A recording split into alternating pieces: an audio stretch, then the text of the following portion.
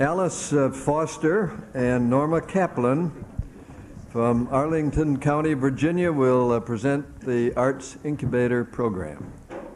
Thank you.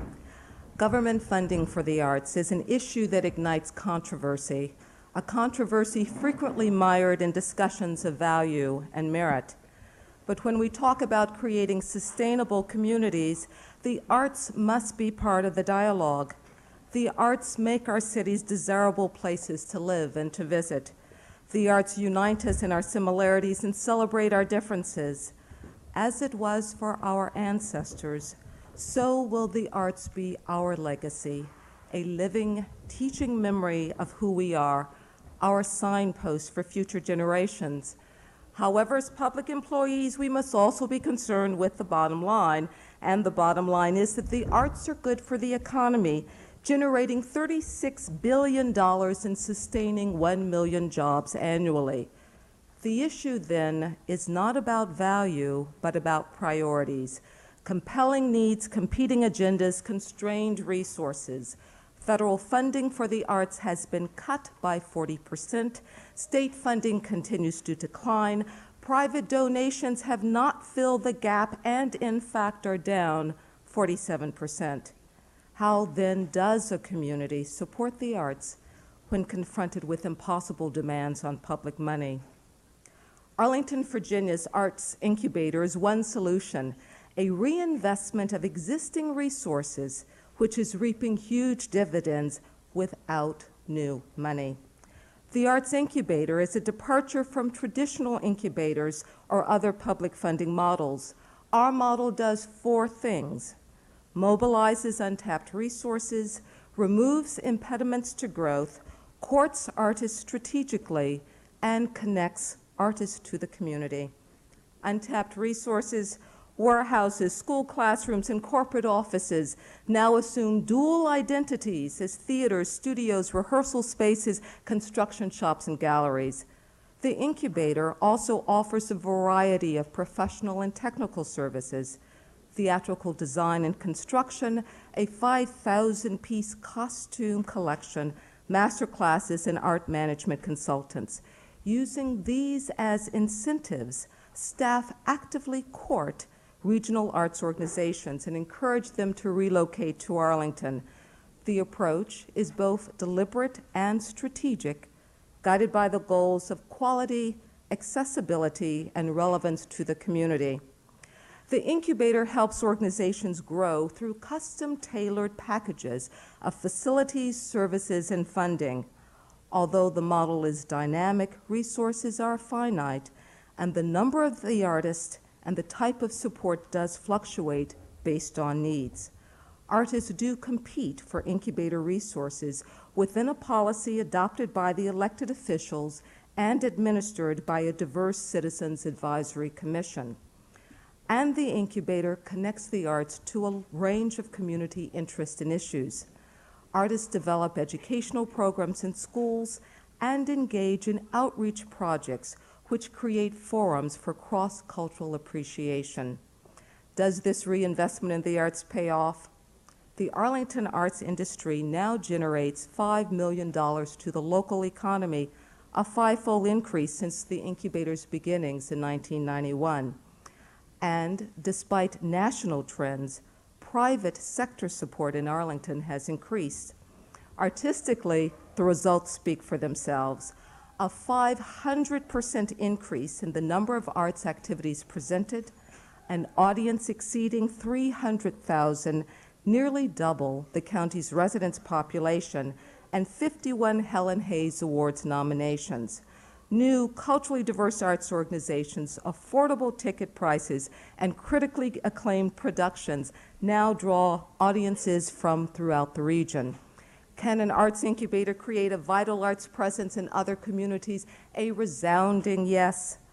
Most jurisdictions have space and resources which can be refocused to support the arts. Developing policies will provide a solid foundation for implementation. The challenge will be to empower public employees to be arts entrepreneurs. For the incubator to be successful, staff will need to be tenacious and passionate, part sorcerer and part evangelist, and clearly focused on their vision. The rewards of such an approach, perhaps future generations will read on our signpost. Government officials, respectful stewards of the human spirit. Norma Kaplan will be available for answering questions. Questions? Yes, Jack. One of the striking things about the program, as I understand it, is that you're willing to let projects die. An unusual occurrence in government. That has to mean cries of pain and protest. How do you deal with them?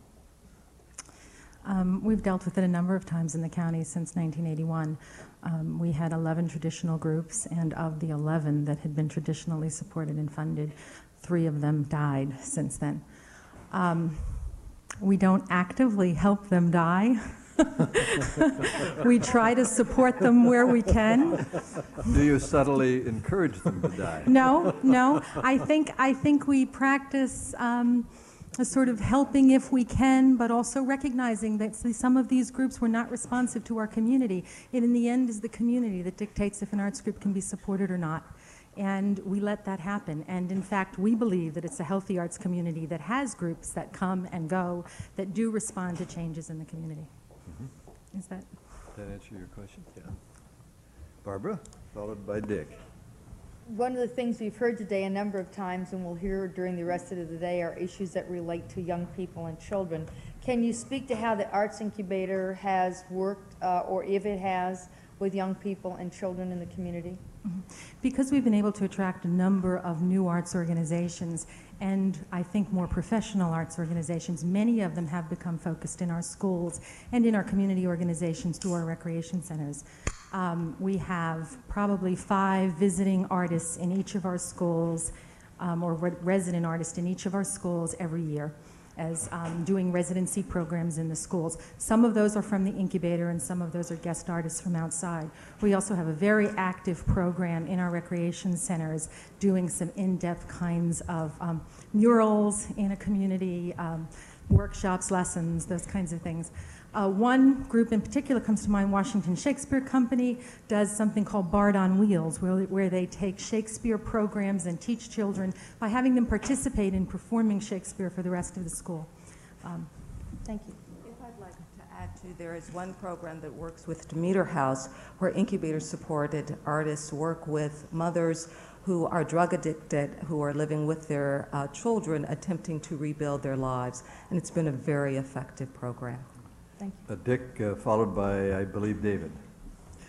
One of the very interesting aspects of the program is that you use underutilized public facilities. Is that correct? Yes. In replicating the program, what approach, or what is the best approach to get the cooperation of those officials who are responsible for those facilities, and is that a problem?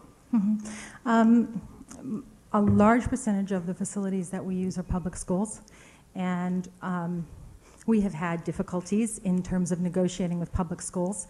However, I think that we've looked at it as an ongoing process of negotiation and working through problems. We also have had, because of some of the success, it sort of opened the doors for us to the private industry, and we've been able to, because we've helped their businesses, they have been pretty cooperative with letting us use some of their spaces, and in fact even sometimes requesting that we use spaces for some arts events. So some of it's controversial or difficult, and we have to work through the issues. I think it's the bottom line still that pays off for us in the end. David? Go ahead, please. Many communities, as Arlington, have a tax base where the majority of the population do not have children in public schools, so that there is the incentive for the schools to be open to a broader community. That certainly was true in Arlington. The adult use becomes an investment of a broader community in an amenity that's being funded out of the tax base. David? Ms. Kaplan, the increase in the audience is number of awards, very impressive. Could you, just in a very brief time we have, capsulizing for us, if I were a journalist and wanted to say, here's what this program did that was what was happening before, and now here's why it's different, here's what's innovative. Could you do that in 2 or 3 sentences? I'll try. I think arts incubators and business incubators across the country are focused on providing a small range of office services. We have taken that concept and expanded it greatly to provide all centralized services that artists and arts organizations may need. We are also very flexible in terms of the way we provide them, so that it's not a formula. You don't come into the incubator for 3 years, you can be there for 20. You can move forward at your own speed, and we try to deal with each artist and arts organization individually to move them to self-sufficiency. So I think those are the Instead two of main just straight differences. grants, then you provide a variety of services and let them then figure out how